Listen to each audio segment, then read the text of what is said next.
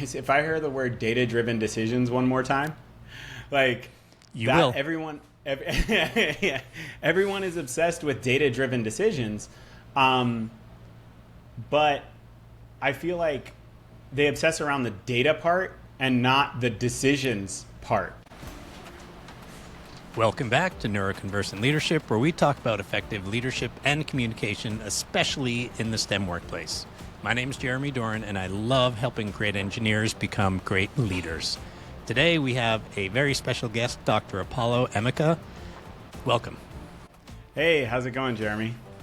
It is great. We're happy to have you here today. I'm super happy to be here.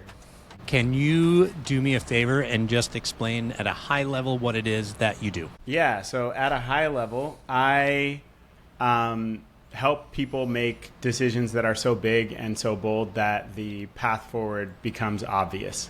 Can you explain a little bit more than that? No, that's very interesting. I want to hear more.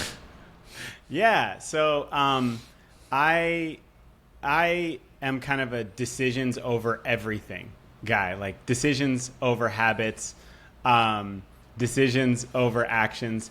I believe that habits help to optimize your trajectory, and decisions determine your trajectory. And so through coaching, speaking, and facilitation, help folks to determine their trajectory by making these big, exciting decisions that not only make it clear to themselves what it is that they are, where they're trying to go, but also things become clear for other people when leaders can articulate their decisions to others as well.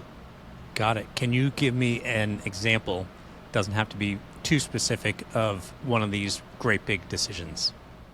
Yeah, so one of my favorite kind of case studies and companies that I've worked with was a real estate development company. And they were under, it was a couple of partners that were under a family office. And they were a commercial real estate firm, and they kind of did a little bit of everything, mostly in the housing space, but were kind of all over the place geographically, a little bit all over the place with strategy. And so when we started to ask these big questions around, okay, well, how is this going to work financially? What is the near-term money that you're going to be making through fees? And then as you are developing and selling these assets, what kind of returns can you expect? And so when you're dealing with any asset class or any product, when everything is an option, it's really hard to build a business model around that. And so what I did is I helped them get clear and make some big decisions about what they were going to do and about what they were not going to do. And they have become leaders in the state of California for this particular for-profit affordable housing strategy. And just this last year, they completed the largest affordable housing conversion deal in the history of the state. It was a $243 million deal. So that was, a couple of years after making this big decision that, like, hey, this is the geography that we're going to play in. This is the kind of asset class that we're going to be working with. And then it became clear for them. It became clear for their partners. It became clear for investors. It became clear for their team members. And so it's one of my favorite stories because it's also doing good in the world by keeping places affordable. I love it. Out of curiosity, which have you found is more important, figuring out what things you will do or figuring out things you will stop doing? I don't know if you could ask a more exciting question for me. So hopefully there are time for more questions after this. I think that quitting is more important than starting. And so there's such a push for action and for busyness. But I have found that once you start to eliminate, that's when you get more time back, you get more energy back, you free up resources, whether it's other people's time or money, to dedicate to the key activities and strategies that are actually going to work. The hard part is knowing what things to quit and when to quit. And this is important at a very high level, like decision of where a company's going, but it's also just in a day-to-day. And when I'm teaching time management to people, the focus is largely on what can you stop doing by either eliminating it or automating it or delegating it. But it's funny how much people want to try to cram more things in. I'm like, nope, cram less things in. Yeah. I mean, it's kind of the American way. Is like the solution is probably more, not less. And even from a technology standpoint, we get apps that, like I love Headspace, but I don't have my Headspace notifications on because I don't want Headspace telling me 5 times a day that I need to breathe or that I need to be meditating right now.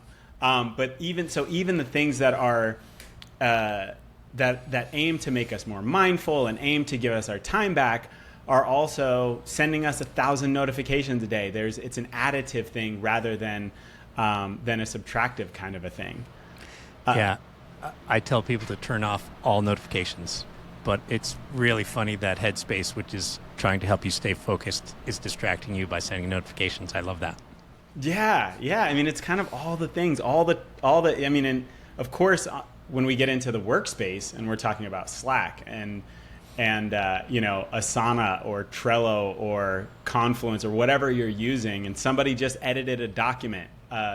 All of these notifications that are there to kind of make us more efficient and keep us on the same page just completely rob us of our time and get that context switching in our brains that has a high cost. So the question becomes then, again, how do you know what to quit and how do you know what's actually going to be beneficial? Again, I use these huge decisions. I think about it as there are 3 kinds of decisions. And I know you work a lot with kind of emerging managers and newly promoted folks who were in a highly technical field and were probably pretty amazing from a technical standpoint, and are now making the transition into management where they're responsible for they're not responsible for their individual work product anymore, or at least not solely. They're responsible for making sure that their teams produce amazing work product and that all the puzzle pieces fit together. And so I think this kind of context around decision making can be really useful for folks who are making that transition. I think there are 3 kinds of decisions that you can find yourself in. I like to call them decision boxes. And so the first one is inherited decisions. The second is default decisions. And the third is big decisions. So an inherited decision box is the one that we're all born into. So you are born into the results of someone else's decisions, right? Yep. And you're operating within that. So you don't get to choose when you're born, or where you're born, what language you speak, the people that you're around, the culture and the values, who you worship. All of these things are inherited. Right? And then outside of inherited decision boxes, we have default decision boxes. And one of the questions that I love to ask people is, what's the first big decision that you made that impacted your life? And most people are like, oh, I chose where to go to college. But it's like, would you ever have thought of not going to college? And like, oh, no, absolutely not. Like that, I had to go. It was always the plan. And so even the choice to go to college is like the next logical step. Right? And like even where they go to college, maybe it's geographically close to where they grew up, maybe their parents went there. So again, it's like these decisions are just the next logical step. And then there are big decisions. And the way that I define a big decision is really, it's about how much does it light you up? How much does it light you up? And I use a scale of 1 to 10. 1 is when you look at this decision and you imagine that decision coming to fruition, how happy are you? 1 is you're regretful and resentful, and 10 is you are over the moon excited. And when I ask people about their goals, to list them out, and I say, okay, scale of 1 to 10. 1, regretful and resentful. 10, over the moon excited. The average response that I get is around a 6 or a 7. So it's like 1 or 2 above neutral. So, a big decision is one where you're essentially kind of like following your heart. Or if you're on a team, you're following the heart of the team. And so, when you are promoted into management, you are promoted into an inherited decision box, right? Whoever was in that role before you made decisions that determined how your team is operating, right? And now you're within a framework that is, again, full of all of these circumstances that are not of your choosing, that you did not decide, that determine what actions you take as a manager are easy and rewarded, and what actions you take as a manager are hard and or punished, right? And so as you're navigating that space, it can be really difficult because you're going from transitioning from this, okay, I know what's easy and rewarded is to be a good engineer, right? Is to get my stuff right on time. And then you go to this inherited decision box of management where that's not the thing that is easy and rewarded anymore. Doing the technical stuff is not easy because you don't have time, and maybe it's not an expectation, and it's not rewarded because the thing that's rewarded is the production of your team.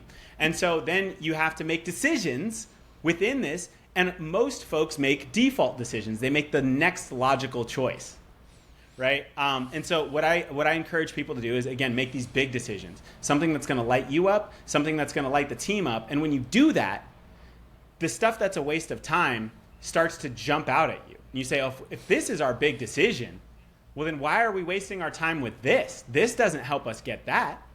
So that's what I like to have something to measure it off of, because otherwise, if you don't have that big decision, when you're going through that checklist of, eliminate, delegate, automate, like you said, it's like, well, you're kind of just like left with a compass of, is this something that I have to do, right? Or can somebody else do it? It becomes a matter of ease, and it can be easy to lose the importance or the impact piece of within that calculation of, do I eliminate it? Do I delegate it? Do I automate it?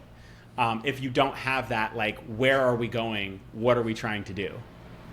So the big decision is kind of your compass. It Yeah. points to where you want to go, and then the other decisions get easier. Absolutely. So a long time ago, I made a personal mission statement, and it takes a while to get it down. I have all my clients do it. And at one point, we were looking at buying a house, and there were 2 different houses, and we could not decide for our lives. One day, I wanted house A, and she wanted house B. The next day, it flipped. Some days. And eventually, I'm like, well, what is my mission statement, and how does this decision fit? And once I thought that, I'm like, oh, it's so obvious that it should be A. And once I made that decision, I'm like, how could I have been going back and forth on this before? It's amazing. Isn't that amazing? Do you remember what the specific kind of aspect of your mission was, or was it like reading it and then it just became clear? So I read it to myself every Monday morning when I'm planning my week out, just to keep it fresh. But it was just stopping the back and forth and taking a step back and saying, what's the most important thing to me? And then once I kind of reset that in my brain, the answer was obvious. Yeah, I mean, it's wild how powerful that is. And I think that we have the power of a simple, for you it's a mission statement, is, I think, lost because if I hear the word data-driven decisions one more time, like, you will. Everyone is obsessed with data-driven decisions, but I feel like they obsess around the data part and not the decisions part. And so it's like, yeah, there's always more data. The data is always imperfect, and there is no such thing as 100% accurate predictive data either. And so I think we often get hung up thinking that we don't know, and that because we don't know, we cannot make a decision. When actually, when you make a decision, it determines what kind of data that you need, what kind of data is important. And so if you are there just trying to take in this swirl of data and trying to like just read the tea leaves and see what it tells you, that's a recipe for analysis paralysis. But planting a flag, then you actually know, oh, these are the numbers that matter, or these are the qualitative aspects that matter.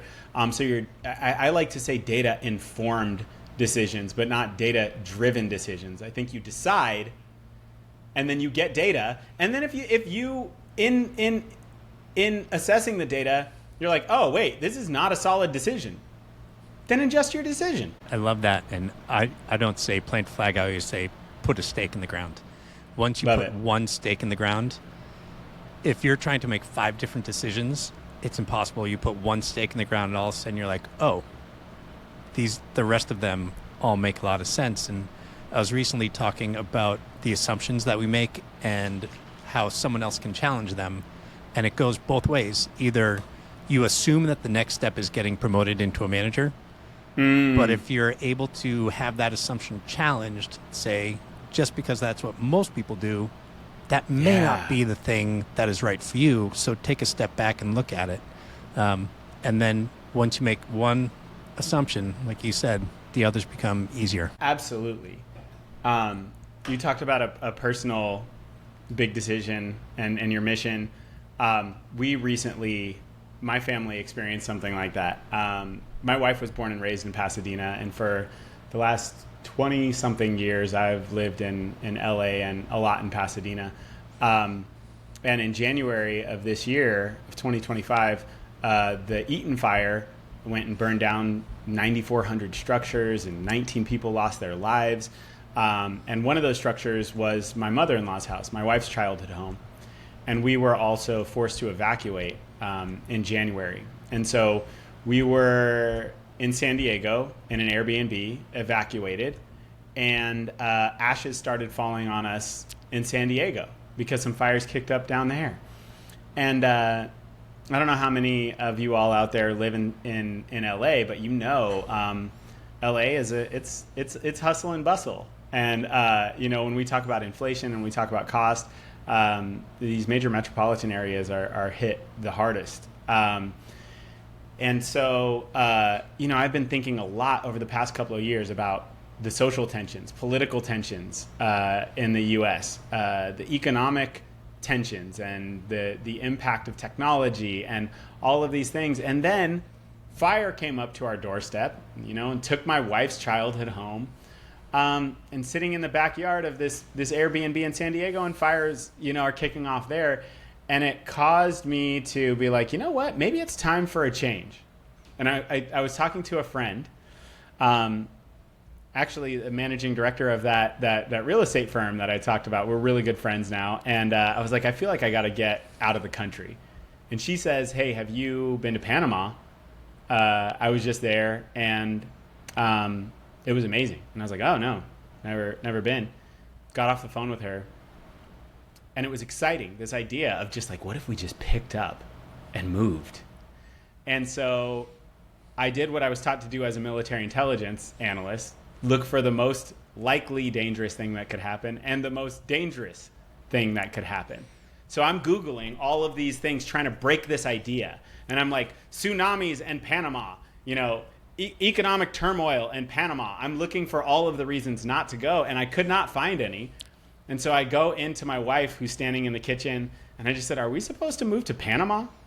And she says, maybe. And we have, at the time, they were 3 and 6. And so we spent about 48 hours making this big decision. And about 27 days later, we were in Panama with our family. Nice. That's fast turnaround. Super fast, And again, it's like a big decision. And so all of the things that we needed to do in order to get there just became super obvious. It's like, hey, let's move fast. We want to be there in a month. The way that I define also a big decision. So one, is it a 10 out of 10? When you look at it, are you like, yes, heck yeah, that's it right there. The other way is, and again, I have kids, it should sound like a toddler's run-on sentence. A big decision should. And so, it's like, yeah, we want to move to Panama, and we want to be in a safe place, and we want to have access to economic opportunities, and we want this. And when you do that without thinking about the feasibility, one, it's easier to get to a 10, right? It's easier to look at this thing and be like, oh yeah, if it had all that, I'd want it. But then two, it's easy to take it from your limbic, your lizard brain, that is just like enamored by this thing, and flip it over to your prefrontal cortex. And now your prefrontal cortex, when you start to look at it and you say, okay, what has to happen in order to make this decision a reality?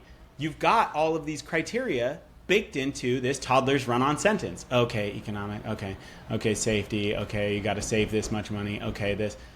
And so, again, those steps become incredibly clear. So my wife and I were in lockstep and surprised everybody by being able to make that move so quickly. I think that is fantastic. I would say another signal that something is a big decision is when most people look at you like you're crazy. Oh my gosh. You're moving out of the country, or you're quitting your job to start a business. When most people are blown away by it and think you're insane, that's a big decision. That is, I'm literally going to add that to my criteria. Yeah, thank you for that, because it's so true. And again, if you're a new manager or a first-time manager, and you're looking at something that, how your company operates or how your team operates, and you're like, this makes no sense, right? There's this kind of like, there's this period where you get in there and you're like, wait, that's how that works? Why are we doing it like that? And so you have this opportunity when you're in this questioning phase and this wondering phase of like, that doesn't make any sense, right? And so usually if you're a newer manager, you're like, but I guess they know what they're doing, right? That can be the instinct, is to say, but I guess they know what they're doing. And so you can kind of beat your curiosity down and learn that, like, this is just the way that we do things. And so this is a thing that is kind of scary for, I think, a lot of new managers, when they're like, this makes no sense. I want to change the way my team does X, or I want to change the way that we report, or I want to change this. And that's when people will say, oh, you're crazy, right? Like, you're crazy. It doesn't work like that. You just don't get it. Right. And so I think navigating that, where you're not just becoming part of the problem, right, but also finding ways to make big decisions about how your team operates and how your team wins, is a tough time to navigate as a manager. It is tough. And there are so many stories of this is how it's always been done. And in the beginning, it did make sense, because whatever, the maximum strength of steel was the limit. And now we've gone past that, so we don't need all that material or whatever it is. But one thing that I see a lot of new managers do is not spend enough time understanding if, in fact, it doesn't make sense. They will come in and they will just want to, like, put their stamp on something and make changes before they've really stopped to understand why a thing happens the way it does. Yeah, so you and the folks that you work with, you feel like they're more so leaning into let's change this thing that's not working, rather than let me figure out how I manage within this system. The people I work with do not tend to be that way. They tend to stop and take a look at it. But the people I work with are successful and are going to be successful. I'm just giving them a nudge and helping them. But I've seen it with a lot of managers in different industries, where they come in and they're like, we're changing course. And everyone is, in some cases, rightly saying, we can't do that. And they haven't taken enough time to understand. Yeah, that's huge. And there's two kind of mechanisms that I use to navigate that space. And one of them is what I already talked about. It's the toddler sentence. And so whatever that constraint is that's saying, no, we have to do it this way because of this, well, just add that to your big decision, right? So you say, oh, and we have to assume that the supply chain, blah, blah, blah, is not going to change.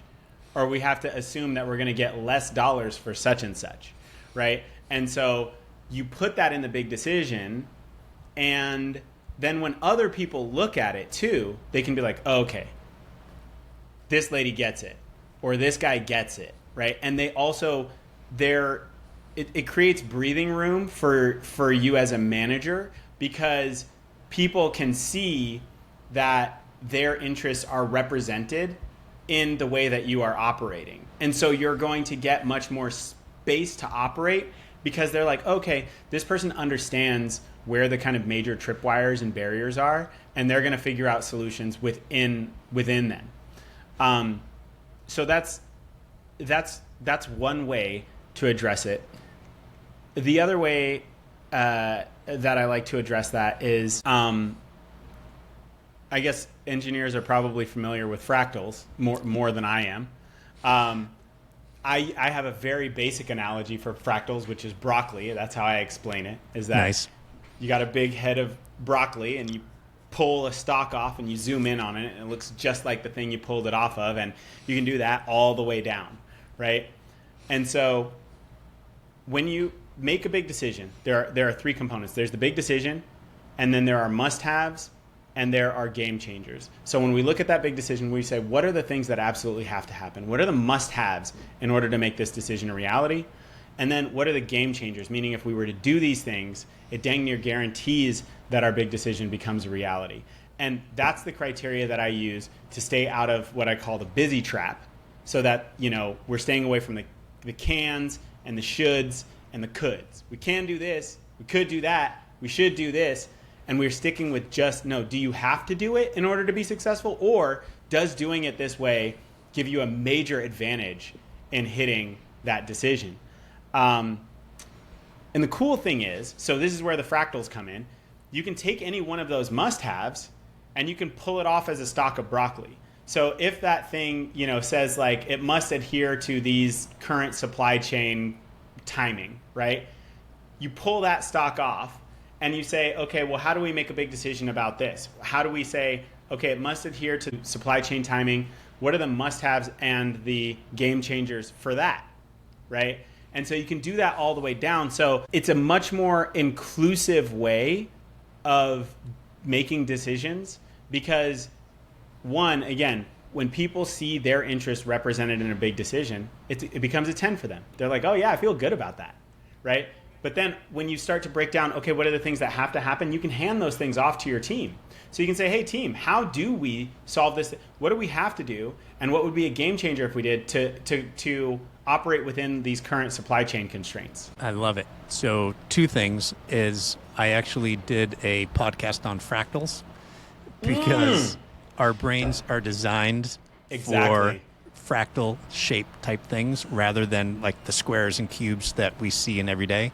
So if you go for a walk in a city versus going for a walk in nature where it's filled with fractals, it's actually more relaxing because your brain accepts them better than it does man-made structure.